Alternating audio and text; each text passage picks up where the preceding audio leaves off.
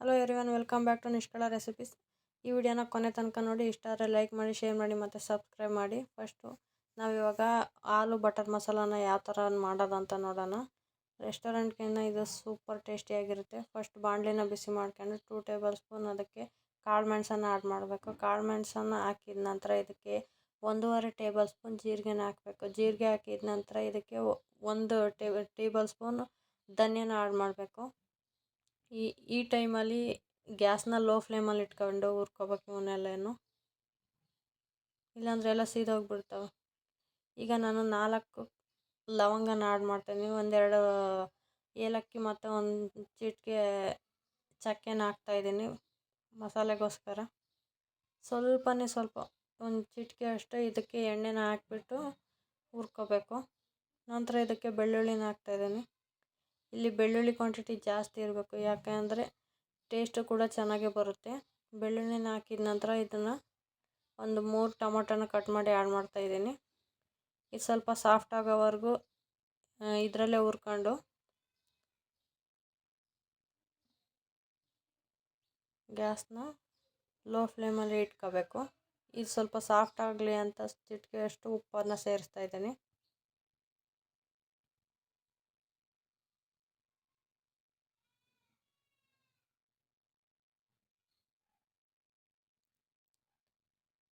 ಇದನ್ನು ಕೈ ಆಡಿಸ್ತಾನೆ ಇರಬೇಕು, ಇಲ್ಲಾಂದರೆ ತಳ ಹಿಡಿದೋಗ್ಬಿಡುತ್ತೆ. ಈಗ ಇದನ್ನೆಲ್ಲ ಹುರ್ಕೊಂಡ ನಂತರ ಒಂದು ಮಿಕ್ಸಿ ಜಾರ್ಗೆ ಎಲ್ಲದನ್ನು ಹಾಕಿ ಇದನ್ನು ಪೇಸ್ಟ್ ಮಾಡ್ಕೋಬೇಕು.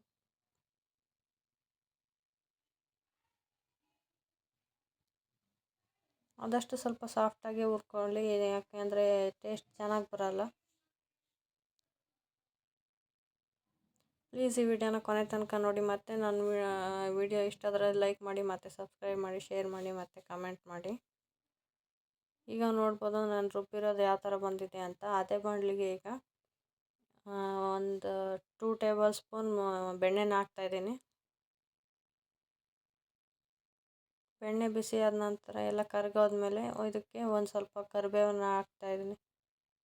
ಕರಿಬೇವು ಮತ್ತು 1 ಟೇಬಲ್ ಸ್ಪೂನ್ ಜೀರಿಗೆ, 1 ಟೇಬಲ್ ಸ್ಪೂನ್ ಸಾಸಿವೆನ ಹಾಕ್ತಾಯಿದ್ದೀನಿ. ಟೇಸ್ಟಿಗೆ ತಕ್ಕನಾಗೆ 4 ಹಸಿಮೆಣ್ಸಿಕಾಯಿನ ಕಟ್ ಮಾಡಿ ಆ್ಯಡ್ ಮಾಡ್ತಾಯಿದ್ದೀನಿ.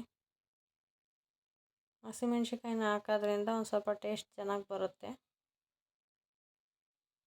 ಹಸಿಮೆಣ್ಸಿಕಾಯಿ ಹಾಕಿದ್ಮೇಲೆ ಇದಕ್ಕೆ ಒಗ್ಗರಣೆಗೆ 3 ಈರುಳ್ಳಿನ ಕಟ್ ಮಾಡಿ ಮೀಡಿಯಮ್ ಸೈಜ್ ನಾವು ಹಾಕ್ತಾಯಿರೋದು. ಇದಕ್ಕೆ 1.5 ಟೇಬಲ್ ಸ್ಪೂನ್ ಉಪ್ಪು ಹಾಕ್ತಾಯಿದ್ದೀನಿ.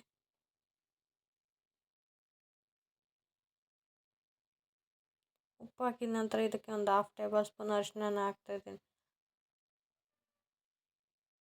ಅರಿಶಿನ ಹಾಕಿದ ತಕ್ಷಣ ಎಲ್ಲ ಮಿಕ್ಸ್ ಮಾಡಬೇಕು. ಮಿಕ್ಸ್ ಮಾಡಿದ ನಂತರ ಇದಕ್ಕೆ ನಾವು ರುಬ್ಬಿಟ್ಕೊಂಡಿರೋಂಥ ಪೇಸ್ಟ್ನ ಆ್ಯಡ್ ಮಾಡಿ ಒಂದು ಮಿಕ್ಸಿ ಜಾರ್ಗೆ ಸ್ವಲ್ಪ ನೀರು ಹಾಕ್ಕೊಂಡು ಅದನ್ನು ಸ್ವಲ್ಪ ಆ್ಯಡ್ ಮಾಡಬೇಕು.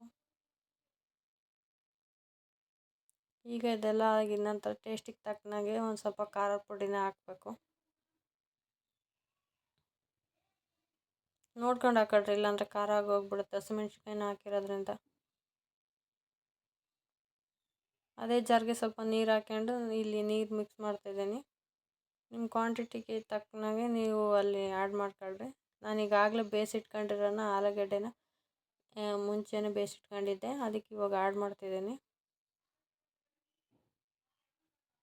ನೋಡ್ತಾ ಇರ್ಬೋದು ಎಷ್ಟು ಚೆನ್ನಾಗಿ ಬಂದಿದೆ ಅಂತ.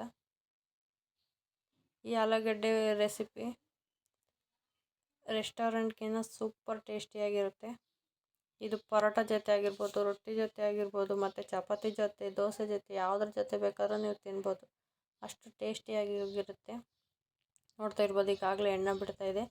ಈ ಎಣ್ಣೆ ಬಿಡೋ ಟೈಮ್ನಲ್ಲಿ ಸ್ವಲ್ಪ ಬೆಣ್ಣೆನ ಆ್ಯಡ್ ಮಾಡಬೇಕು, ಆವಾಗ ಟೇಸ್ಟ್ ಇನ್ನೂ ಸಖತ್ತಾಗಿ ಬರುತ್ತೆ.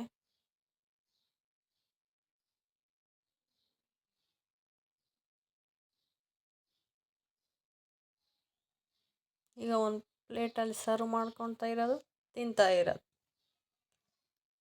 ಚಪಾತಿ ಜೊತೆ ಈರುಳ್ಳಿ ಜೊತೆ ಮಿಕ್ಸ್ ಮಾಡಿ ತಿಂತಾಯಿದ್ರೆ ಸೂಪರಾಗಿರುತ್ತೆ. ಈ ವಿಡಿಯೋ ಕೊನೆ ತನಕ ನೋಡಿದ್ದಕ್ಕೆ ಥ್ಯಾಂಕ್ ಯು ಸೋ ಮಚ್. ಮತ್ತು ಸಬ್ಸ್ಕ್ರೈಬ್ ಮಾಡಿ.